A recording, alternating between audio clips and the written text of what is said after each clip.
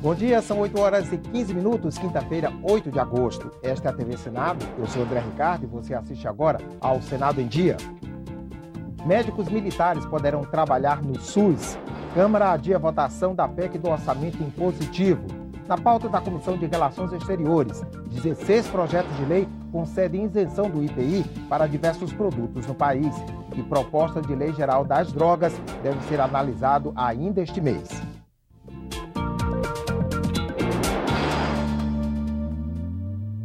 Médicos militares poderão trabalhar no Sistema Único de Saúde. Uma proposta aprovada ontem pelo Senado retira a proibição constitucional de acúmulo das funções. O ministro da Saúde veio ao Senado para acompanhar a votação. Em algumas situações, a carga horária do médico militar chega a ser de 20 horas, então poderia mesmo durante a semana poder atender no posto de saúde, nas UPAs 24 horas, em outros hospitais, por contratos das prefeituras ou do governo do estado. A Constituição permite que profissionais de saúde exerçam 2 cargos no serviço público, mas proíbe a acumulação para os militares. O médico militar, muitas vezes, já atende as comunidades indígenas, já atende populações que estão ali sem ter remuneração e sem ter as condições operacionais, porque efetivamente não pode atender dentro do posto de saúde, dentro da unidade de saúde. É uma PEC do bom senso, ao invés de se forçar, por exemplo, pessoas que estão se formando ou por se formar, a irem para lugares que eles não querem. Se a PEC for aprovada na Câmara dos Deputados, os militares poderão atender no Serviço Único de Saúde, o SUS. As Forças Armadas mantêm 3.800 profissionais na ativa, mas, segundo o relator, a medida também vai beneficiar os médicos da reserva. Nós estamos falando aí, no meu cálculo, em 14 mil.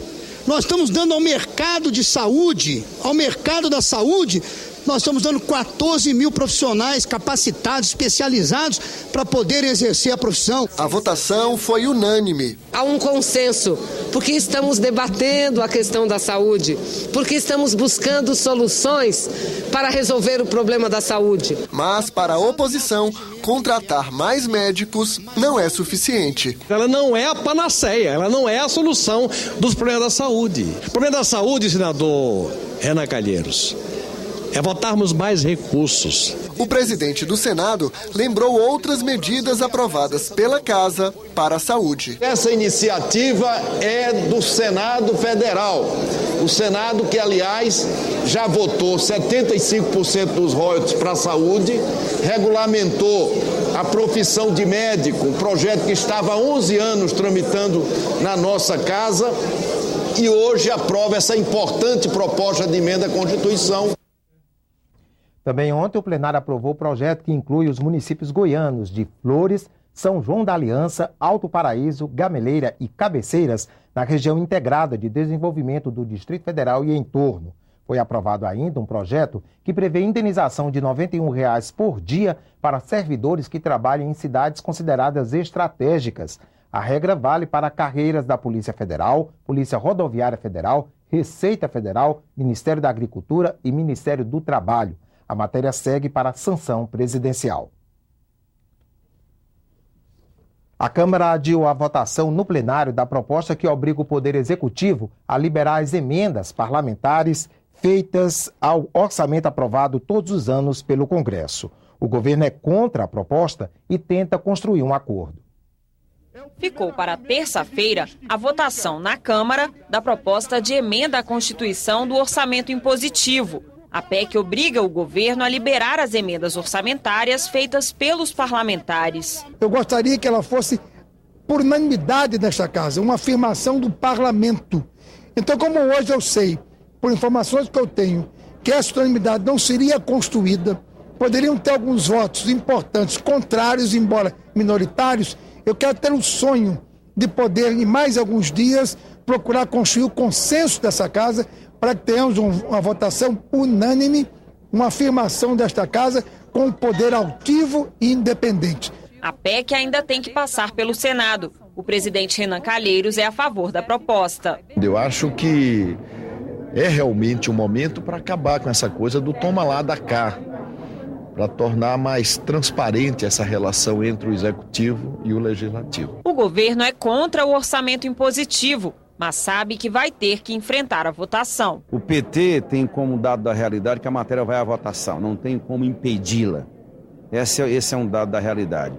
A partir desta realidade, nós estamos evoluindo para produzirmos outros vínculos, outras ideias. Por exemplo, quem sabe nós vincularmos parte desses recursos, dessas emendas, às políticas públicas na área da saúde, da educação, na área da ciência e tecnologia. São várias possibilidades que nós temos que produzir até a terça-feira. A oposição e alguns partidos da base aliada só aceitam votar a Lei de Diretrizes Orçamentárias após a PEC do Orçamento Impositivo. A LDO contém os princípios para a elaboração do orçamento. Falta votar o relatório preliminar e o texto final na comissão mista e, em seguida, no plenário do Congresso. A reunião da CMO foi adiada para esta quinta-feira. A pauta do plenário do Congresso fica trancada por vetos presidenciais. As travas na votação da LDO podem prejudicar o envio do orçamento ao Congresso, que tem que ser feito pelo Executivo até 31 de agosto. O meu maior temor é que chegue aqui o orçamento da União sem que possamos entregar ao governo o regramento, as diretrizes para que esse orçamento seja feito. Aí sim nós teremos uma incompatibilidade.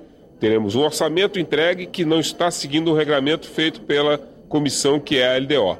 Aí a consequência disso é que teríamos que devolver o orçamento para a União para ela receber a LDO e adequar esse orçamento à LDO. O senador José Sarney foi diagnosticado com dengue aguda e pneumonia bacteriana. Ele está internado na unidade de terapia semi-intensiva do Hospital Sírio-Libanês em São Paulo. Segundo o último boletim médico divulgado na tarde de ontem, o senador apresenta contínua melhora clínico-laboratorial, mas ainda não há previsão de alta. A Comissão de Relações Exteriores está prevista para logo mais às 10 horas da manhã. Quem traz informações ao vivo sobre a pauta da reunião é o repórter Hermes Coelho. Bom dia, Hermes. Bom dia, André Ricardo. Na pauta da reunião da Comissão de Relações Exteriores constam 25 itens e um deles reúne 16 projetos que tramitam em conjunto, todos tratando sobre isenção de impostos. Entre esses projetos está um de autoria do senador Álvaro Dias, que isenta a cobrança do IPI, Imposto sobre Produtos Industrializados, para a compra de insumos e equipamentos para a produção de leite. Também tramitando no mesmo item, em conjunto, está um projeto de autoria do então senador e hoje ministro da Pesca, Marcelo Crivella, que isenta a cobrança do IPI para que famílias que sobrevivem da agricultura possam comprar equipamentos. Além disso, deve ser analisado na reunião desta manhã um projeto de lei de autoria do senador Mozarildo Cavalcante, que quer permitir que turistas estrangeiros sejam dispensados do visto de turistas para visitar a Amazônia e o Pantanal. A relatora da matéria na comissão, senadora Vanessa Graziotin, vai pedir a rejeição do projeto. André. Obrigado, Hermes. A Comissão de Agricultura faz audiência pública para discutir a concentração do mercado de sementes no Brasil. Entre os convidados, os presidentes da Embrapa, da Confederação Nacional de Agricultura e da Associação Brasileira de Sementes e Mudas. A reunião acontece daqui a pouco, às 8h30 da manhã. O projeto que recebeu o nome de Lei Geral das Drogas deve ser analisado pelos senadores ainda este mês. Ele aumenta a pena mínima para traficantes e prevê uma medida polêmica: a internação de dependentes químicos, mesmo contra a vontade deles. Estes homens estão em tratamento contra a dependência química. Vão passar alguns meses nesta comunidade terapêutica. Nenhum deles foi obrigado a se internar. Tem que haver a vontade realmente de mudança, entendeu? Não pode camuflar essa mudança, porque eu vou fazer, porque meus pais vão ficar satisfeitos. Primeiro eu que tenho que ficar satisfeito comigo mesmo, em paz comigo, porque eu vou conseguir transmitir essa paz para outras pessoas. Mas segundo eles, em alguns casos, a internação contra a vontade pode ser necessária. A internação involuntária, ela para mim é necessária quando oferece risco à dependência química ou para o paciente ou para a família, né? Para preservar a integridade física do paciente e da família. A internação sem o consentimento do dependente está prevista no projeto de Lei Geral das Drogas, que chegou ao Senado. chamada de involuntária, servirá para desintoxicar a pessoa. Poderá ser solicitada pela família ou por um servidor público da área de saúde ou da assistência social. Deverá ser autorizada por um médico registrado. O atendimento, feito por uma equipe multidisciplinar, vai durar no máximo 90 dias. O tema é polêmico. Eu sou a favor, em alguns casos é preciso realmente internar. Quando a vida da pessoa está em risco, quando a pessoa não tem nenhum controle sobre o processo já da droga, da loucura que a droga provoca, eu acho que é preciso sim. Nós ficamos muito preocupados que a internação involuntária esteja consignada na lei de drogas, como se fosse uma punição, uma pena. Médicos criticam o prazo de internação e fazem outros alertas. Não dá para a gente pôr os 90 dias como uma garantia que a gente não vai voltar ao modelo antigo de manicômio.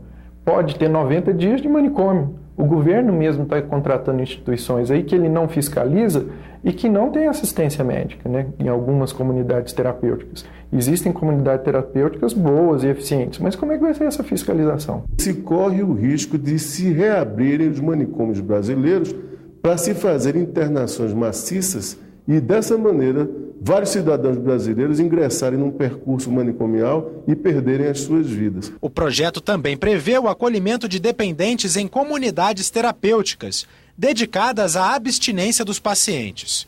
A adesão e a permanência devem ser voluntárias e o ambiente residencial. É proibido o isolamento físico do dependente, que terá de ter um plano individual de atendimento. Este terapeuta, que trabalha em uma comunidade, diz que, para o bem do paciente, será preciso fiscalizar as instituições. Algumas instituições depreciam alguns pacientes, eles ficam, de alguma forma, retidos, né, trancafiados, né, são depreciados, né, e dessa forma, ao invés de nós educarmos, darmos para ele uma via de escape saudável, salutar, consequentemente, ele volta ao uso do químico. O projeto de lei geral das drogas aumenta de 5 para 8 anos de prisão a pena para integrantes de organizações criminosas, mas reduz de 1/6 a 2/3 o prazo de condenação para traficantes que forem presos portando drogas em quantidades consideradas menos graves. É necessário nós combatermos sem qualquer tipo de trégua o tráfico e os traficantes, não é? Mas é preciso também imaginar que nós não poderemos resolver todos os problemas do Brasil colocando as pessoas na cadeia. Então a ampliação para pequenos traficantes, enfim, situações até que se poderia dizer que são portadores e não pessoas que estão vendendo, acho que precisava ser melhor avaliada. Os senadores vão começar a discutir o projeto na Comissão de Constituição e Justiça. Também foram previstos dispositivos para dedução no imposto de renda de doações para projetos de atenção a usuários de drogas. E a reserva para os ex-dependentes de 3% dos empregos gerados em contratos de licitação pública. O Senado vai melhorar o projeto que veio da Câmara, vai discutir. Nós queremos interagir com esse assunto, que é um assunto do momento, a nível nacional, faz parte da vida das pessoas, da vida das famílias, e o Senado vai discutir aqui com muita atenção e nós vamos nos debruçar sobre esse assunto. Já em lei, um projeto aprovado pelo Congresso para inibir a corrupção. O rigor, desta vez, atinge as empresas. Os corruptos desviam de 50 a 80 bilhões de reais por ano no Brasil, mais de 2% do produto interno bruto, segundo a Federação das Indústrias de São Paulo.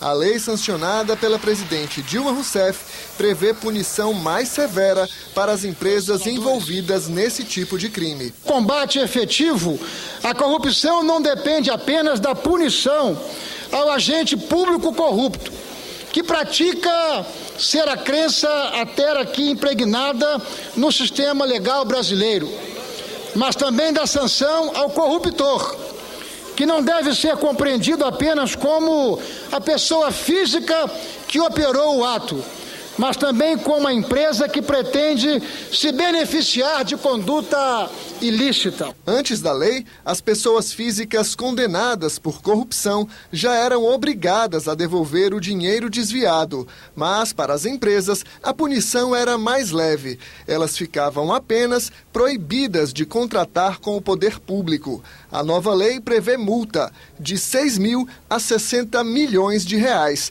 E mesmo que a pessoa jurídica seja punida, dirigentes e administradores também podem responder como pessoas físicas, ainda que eles deixem o comando da empresa. Atinge o patrimônio da pessoa jurídica e determina o efetivo ressarcimento da sociedade brasileira pelos crimes praticados. Nós precisamos buscar a parte do corpo que mais dói nas pessoas físicas que compõem a pessoa jurídica, que é o bolso. Muitas vezes também são as empresas que promovem fraudes em licitações entre elas próprias e acabam se beneficiando desses ilícitos, né? E eu acho que faltava uma forma de se atingir realmente os corruptores, e essa lei permite que agora se atinja não só o funcionário, o agente público que foi corrompido, mas também a empresa que corrompeu. Para este empresário, a nova lei vai inibir a ação dos corruptos. Os bons empresários abrem as portas para gerar emprego e para gerar receita, e não para ser enquadrado como bandido. É um mecanismo fundamental que vai ajudar no combate à corrupção no Brasil. Também já virou lei o projeto aprovado pelo Senado que estabelece uma nova definição para organização criminosa. O texto inclui na legislação brasileira um novo conceito de organização criminosa. Associação de 4 ou mais pessoas com o objetivo de obter vantagem de qualquer natureza mediante a prática de infrações penais, e estabelece pena de reclusão de 3 a 8 anos e multa para quem participar, promover ou financiar organização criminosa. Essa é uma lei que realmente nós já devíamos ter há muitos anos, né? Então eu acho que é um avanço importante, né? É uma lei que é uma resposta, né, à moderna forma de atuação do crime, né, que é o crime organizado, que funciona como uma empresa, produz como uma empresa, tem renda como uma empresa, né, e constitui um risco enorme para a sociedade, especialmente para as instituições democráticas. O projeto preenche uma lacuna no ordenamento jurídico brasileiro. Pendente de regulamentação, o tema pautou debates intensos durante o julgamento do Mensalão. O Supremo tinha a interpretação de que não bastaria o conceito de organização criminosa. Havia necessidade de se ter um tipo de organização criminosa, um crime de organização criminosa. Se essa lei, se esse projeto de lei já estivesse em vigor à época, essa discussão existente dentro do Supremo Tribunal Federal estaria sepultada, porque nós temos um tipo, a partir dessa lei, nós teremos um tipo de associação à organização criminosa. O texto também define meios de obtenção de provas e procedimentos para aumentar a eficiência no combate às organizações criminosas. Na prática, estabelece regras para o uso de técnicas de investigação que já são usadas, mas que não estão regulamentadas, como a infiltração de agentes e a delação premiada. Não há nada de novo. O que há é uma modernização dos institutos que já existem no nosso ordenamento. Essa modernização permite, por exemplo, que a delação premiada hoje seja implementada já na delegacia de polícia, pelo delegado que está conduzindo a investigação. O Senado em Dia termina aqui. No decorrer da manhã, você acompanha outras informações nos boletins do Senado Agora.